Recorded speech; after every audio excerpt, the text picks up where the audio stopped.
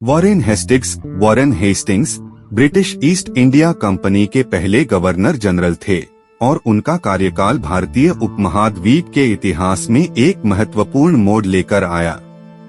उन्होंने न केवल ब्रिटिश साम्राज्य के लिए भारत में शासन स्थापित करने की प्रक्रिया को नियंत्रित किया, बल्कि उनके शासन ने भारतीय राजनीति, संस्कृति और प्रशासन पर गहरा प्रभाव डाला। उनका जीवन और कार्य भारतीय उपमहाद्वीप में ब्रिटिश शासन के पहले चरण की कहानी है और उन्हें भारतीय इतिहास में एक महत्वपूर्ण भूमिका निभाने वाले व्यक्ति के रूप में देखा जाता है।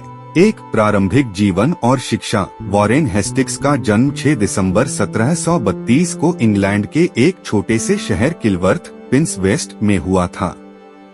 वे एक मिडिल क्लास परिवार से थे और उनके पिता की मृत्यु तब हो गई थी जब वह केवल 6 वर्ष के थे। इसके कारण उनका पालन पोषण उनके दादी दादी और अन्य रिश्तेदारों द्वारा हुआ। हेस्टिंग्स की शिक्षा की शुरुआत इंग्लैंड के एक प्रमुख स्कूल में हुई, लेकिन वह अपने परिवार के आर्थिक हालात के कारण उच्च शिक्षा प्राप्त नहीं कर सके। उन्होंने कक्षा में अच्छा प्रदर्शन किया और उनका ध्यान हमेशा प्रशासनिक कार्यों और राजनीति की ओर था।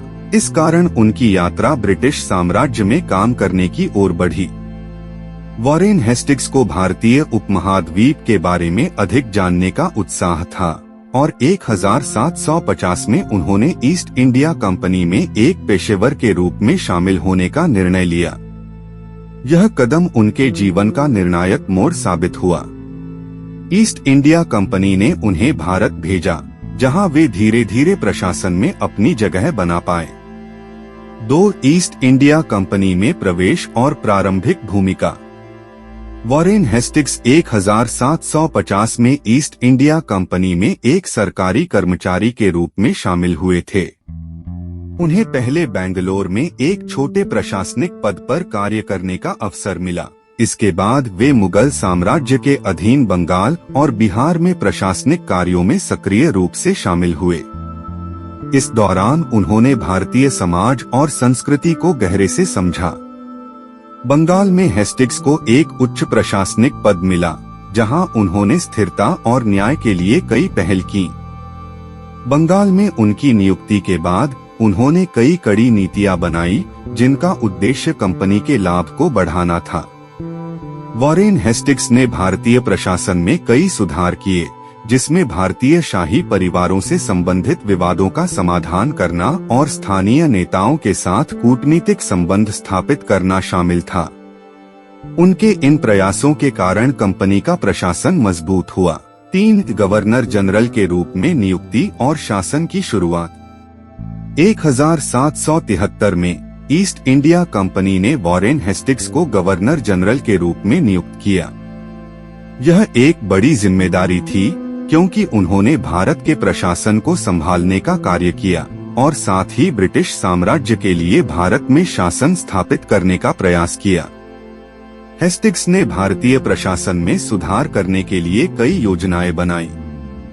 उन्होंने कर प्रणाली, न्यायपालिका और आर्थिक ढांचे में सुधार किया। साथ ही उन्होंने व्यापार के लिए भी कई नीतियां बनाई, जिससे ब्रिटिश ईस्ट इंडिया कंपनी को आर्थिक लाभ हुआ। हेस्टिंग्स ने भारतीय शासकों के साथ संवाद और सहयोग बढ़ाने का प्रयास किया। उन्होंने भारतीय राजाओं के साथ समझौते किए और उन्हें ब्रिटिश शासन के अधीन कार्य करने के लिए राजी किया। 4 महत्वपूर्ण संघर्ष और विवाद। हेस्टिंग्स के गवर्नर जनरल बनने के बाद बंगाल में मीर कासिम के साथ उनके विवाद ने एक बड़े संघर्ष को जन्म दिया। मीर कासिम ने ईस्ट इंडिया कंपनी की नीतियों के खिलाफ विद्रोह किया और परिणामस्वरूप कंपनी ने उसे हराया। यह संघर्ष ब्रिटिश साम्राज्य के भारत में बढ़ते प्रभाव को दर्शाता है। वॉरेन हेस्टिंग्स के खिलाफ कई बार ब्रिटिश संसद में आरोप लगाए गए थे। उन्हें भारतीय राज्यों में भ्रष्टाचार और अत्याचार करने का दोषी ठहराया गया। 1788 में हेस्टिंग्स पर एक महत्वपूर्ण मुकदमा चलाया गया, जिसे भारतीय इतिहास में एक महत्वपूर्ण घटना माना जाता है। हालांकि बाद में उन्हें निर्दोष घोषित कर दिया गया।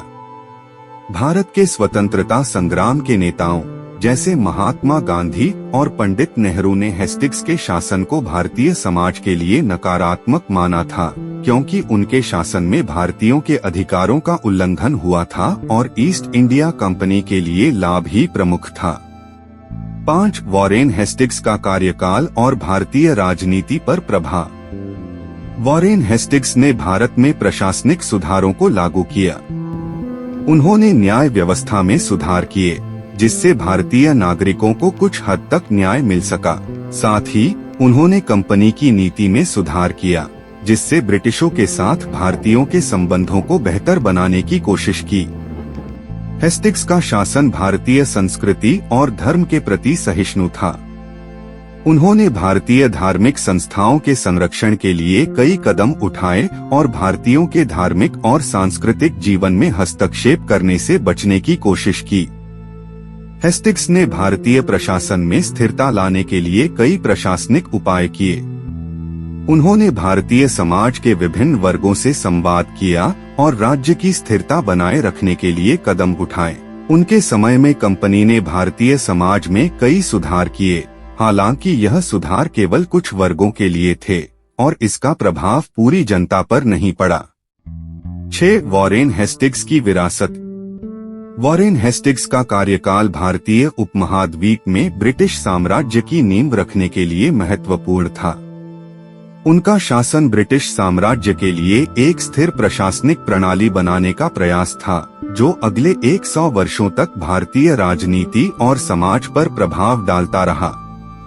हालांकि वॉरेन हेस्टिंग्स के शासन को भारतीय इतिहास में एक महत्वपूर्ण दौर के रूप में देखा जाता है, लेकिन उन्हें लेकर कई विवाद भी थे। उनके शासन में भारतीयों की सामाजिक स्थिति में ज्यादा सुधार नहीं हुआ और उन्होंने ब्रिटिश साम्राज्य के हितों को ही प्राथमिकता दी।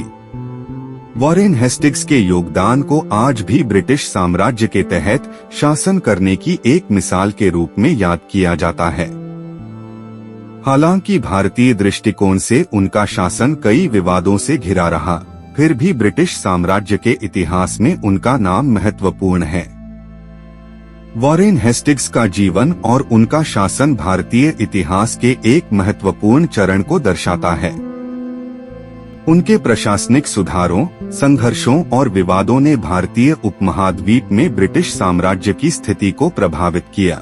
उनके शासनकाल के दौरान हुए सुधारों और संघर्षों ने भारतीय समाज पर गहरा असर डाला और उनकी विरासत आज भी चर्चा का विषय है। हेलो, नमस्कार दोस्तों, कैसे हैं आप लोग। मेरा चैनल सक्सेस इन्फोटेक कैसा लगा आपको और मेरा वीडियो कैसा लगा। अगर आपको अच्छा लगा तो आप लोग कमेंट कीजिए, लाइक कीजिए, सब्सक्राइब कीजिए।